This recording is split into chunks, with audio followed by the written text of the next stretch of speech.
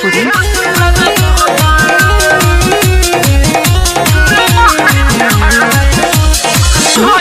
Music by Shyam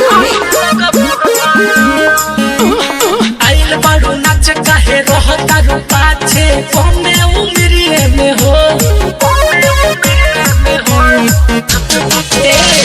आइल बारू नाच काहे रहता रू पाछे कमे उम्रिए में हो ऐसे देखैबू जे मारे चट कैबू कोनो खाली फिरिए में हो जदी कमर हिला के ये जान तू सबके पोटी लगाबू हो जब ये सके जावे पा लोट लगाबू हो पूछी लमहर समान तू हो घोट लगाबू हो सोना जब ये सके जावे पा लोट लगाबू हो पूछी लमहर समान तू हो घोट लगाबू हो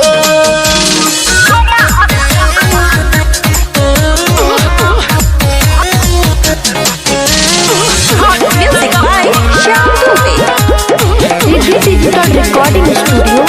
मैनाता चाहत म्यूजिक भोजपुरी। मुखिया के माजा चिखा दो ना हो सरपंच जी के तनका चटा दो ना हो बचया जुमार लो ना हो माल साला झाड़ लो ना हो आज मुखिया के तू चिखा दो ना हो सरपंच जी के तनका चटा दो ना हो मिली इतना ढेर सामान के तू बकोटे लगबू जब ये सके जावे पा लोट लगबू पूछी लमहर सामान तू घोट लगबू पूछी जब ये सके जावे पा लोट लगबू पूछी लमहर सामान तू घोट लगबू पूछी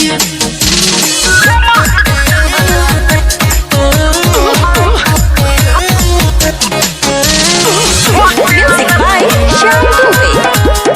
डिजिटल रिकॉर्डिंग स्टूडियो मैनाता चाहत म्यूजिक भोजपुरी। राजकुमार रसीला हो तोके कदी सतेंद्र गीला हो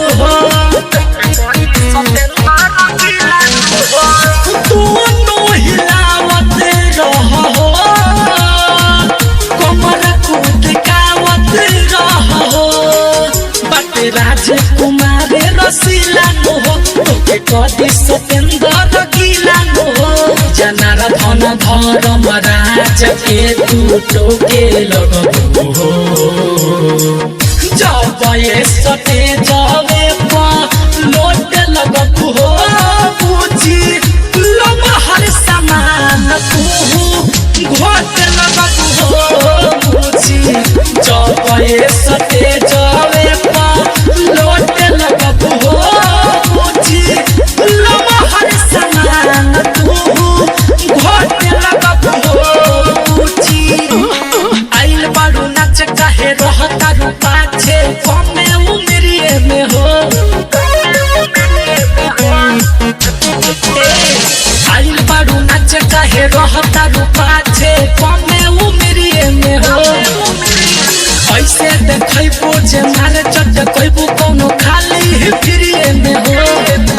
जदी कमर हिला के ये जान तू सबके पोटी लगबू हो जब ये सके